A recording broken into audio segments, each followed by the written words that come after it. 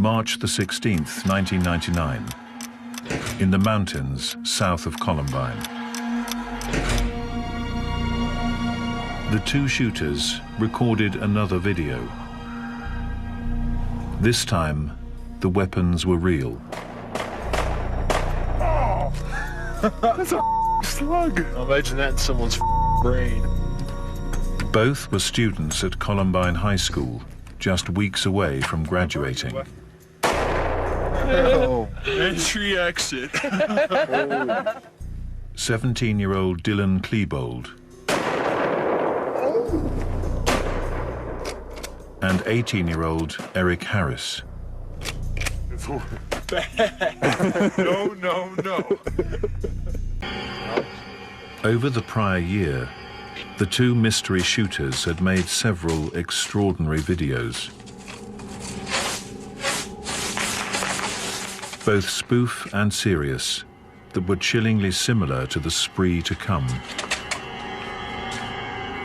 The violent, merciless attacks played out in the videos had now become a reality. Dylan Klebold was born in Colorado, and at the time of the shooting was living in his parents' designer home. Dylan's parents, they were intellectuals and artists at heart. They had met at Ohio State University in the art program. Eric Harris's background was also far from underprivileged. Eric's father was ex-military. He was a decorated Air Force test pilot. Harris was a young man that was in advanced classes. You know, he had dreams of going to the military. He applied to enlist in the Marines. Klebold was a kid who a few weeks prior had visited one of the state universities in Arizona, so his plan was to go to college. Klebold was at prom 3 nights prior. Eric Harris and Dylan Klebold were both deeply into computers, and both complained they were victims of bullying by sporty students known as jocks. And so that was the indication Eric doesn't forgive. He was an injustice collector. I will freaking kill you. I'm gonna pull out a goddamn shotgun. I'll rip off your goddamn head. Dylan was a family friend of our kids for a long time. He grew up here, sort of. Dylan, who was still friends with, and had been lifelong friends with Brooks, warned Brooks to go to a website and see what was going on. He was posting threats about wanting to kill Brooks, and that's the thing we took to the police. And from when he started making the death threats, he wasn't allowed in our house anymore. We knew that Eric was dangerous. We did not know Dylan was When we turned them into the police, Eric was into pipe bombs.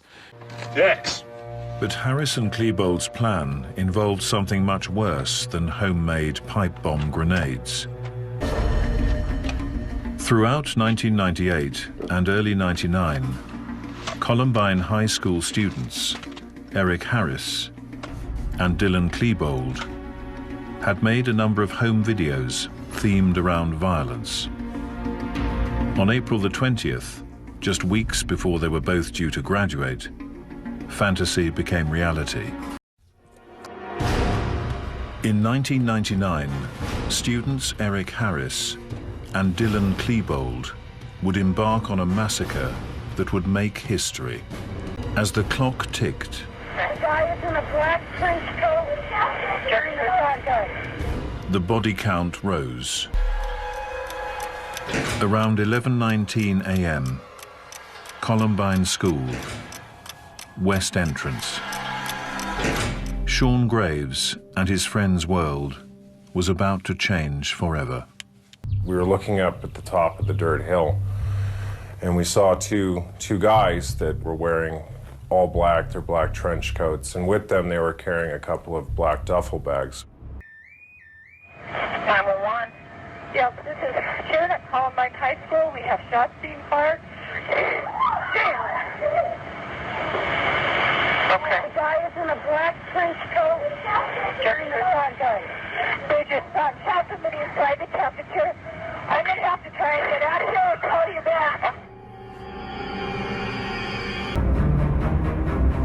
And that's when it became surreal, because the dispatcher was talking about snipers on the roof. They were talking about bombs exploding. And I'm just astounded that this is information that's being relayed in suburban Littleton. Now both Harris and Klebold seemed intent on the destruction of the school and everyone in it. Still lying paralyzed in the cafeteria doorway, 15-year-old Sean could do nothing but listen.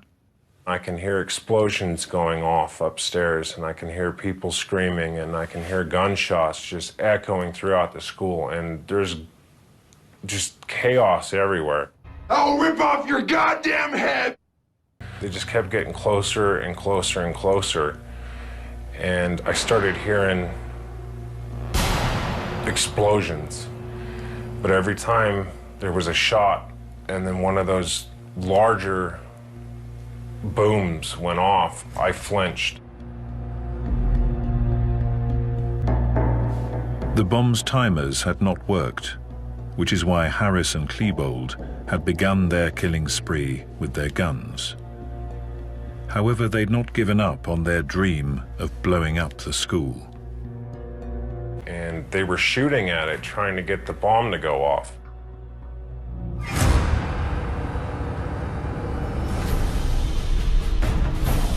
Their new attempts to detonate the bombs only succeeded in a relatively small partial explosion and fire. But they were a sign of a highly planned, premeditated suicide mission. Together, Eric Harris and Dylan Klebold had become a deadly partnership. And the two killers were now wreaking havoc. I will frickin' kill you! I'm gonna pull out a goddamn shotgun! The 20th of April, 1999, 11:29 a.m. Columbine High School, Western Side. We're hearing the firecrackers. We're thinking that it's a prank. We're laughing, we're joking about it. You know, we thought that we were hearing fireworks. But this was no prank. A nightmare that would shock the world had just begun. They treated it like it was a game, like they were having fun. At one point, they would pop underneath a table, they would say something like peekaboo, and they would shoot someone. I had decided to pretend to be dead and not draw any attention to myself. At around 12:08 p.m., Eric Harris and Dylan Klebold took their own lives. So what caused these two students, both just weeks away from graduating, to have such disdain for human life? Some consider bullying at the school to be the primary factor. Once you hate the bullies and no one does anything to defend you, you hate the people in the class that don't say anything. You hate the teacher that doesn't say anything. You hate the counselors that allow it to happen. They, in essence, end up hating the school, not just the bullies. They hate the school, and they want to kill the school. I think that they didn't see that they had a lot going for them. They became isolated, and that isolation and then exposure to a lot of negative influences in their life that they chose to focus on, I think really took them towards a darker and darker place. I'll rip off your goddamn head! One thing that is erroneous is to talk about why they did this, implying that it was for the same reasons. They were two basically different guys. In my colloquialisms, I would say Eric Harris was filled with anger, with rage. He wanted to hurt other people and didn't care if he died. Dylan, on the other hand, I believe was hurting inside and at various times wanted to die because he felt so bad he just saw no reason to keep on living. Eric Harris's first entry in his journal in his notebook is April 10th, 1998. The first words I read, I think, kind of set the tone, and it was, I hate the effing world. Dylan also had a lot of writings and notes that he left. His centered around his emotions, his feelings. He clearly stated he was depressed. He clearly stated that his life was a mess. He was, in my mind, a classic adolescent depressive, or going through an adolescent depressive episode. When confronted with some of his inappropriate behavior, he would get extremely angry. Whereas when people confronted Eric with some of his earlier misbehaviors, he would respond in a classic psychopathic way. He would tell you what you wanted to hear, promise never to do it again, and would be looking you in the eyes and deliberately telling you what he thought you wanted to hear. People who study these call them dyads, and there's a long history of Bonnie and Clyde, Leopold and Loeb, and very often, most often, you have a stronger person and a weaker person. In this case, Dylan had incredibly low self-esteem, needed somebody to validate him, make him feel good about himself. Dylan's journal went on for 2 years, and the very first page, he talks about killing himself. He had a miserable perception of himself. I will freaking kill you! I'm gonna pull out a goddamn shotgun! He's not talking about hitting jocks. He's not talking about, any kind of particular group. Later, he makes fun of just about everybody. People who drive too slow in the fast lane, people who say across instead of across, or, mispronounce words, any trivial thing. There's nothing too trivial for Eric to have contempt for you. What caused them to have so much hatred? They were willing to walk in and kill as many people as possible. Harris was the dominant person who inspired the Columbine massacre. And I think Klebold went along to get along.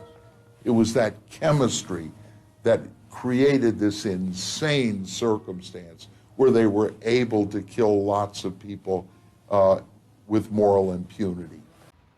Harris had a personality disorder that made him lacking in empathy for the suffering of victims, made him very manipulative and crafty. He had an uncanny ability to present himself any way he wanted, so he looked like a good guy to many people. But actually, he didn't have a conscience, or what Sigmund Freud called a superego.